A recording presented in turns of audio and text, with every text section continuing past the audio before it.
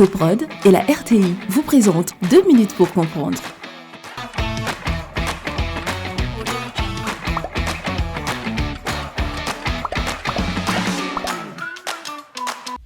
Bonjour, bienvenue dans 2 minutes pour comprendre, votre capsule quotidienne qui vous aide à comprendre comment fonctionne le monde qui nous entoure.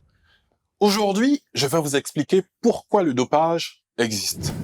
Le dopage se définit par l'usage de substances ou de procédés interdits. Ses objectifs sont l'amélioration de l'entraînement et des performances.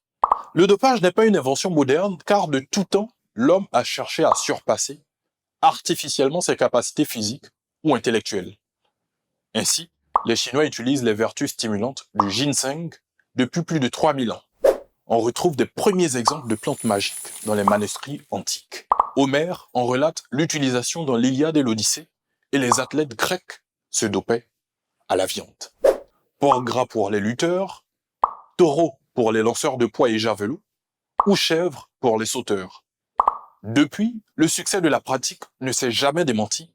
De la cola des Amérindiens à l'EPO de nos sportifs modernes, les produits sont toujours plus performants et plus agressifs pour le corps.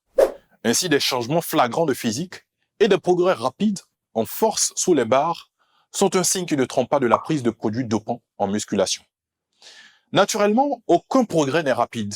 Rien ne se passe par magie du jour au lendemain.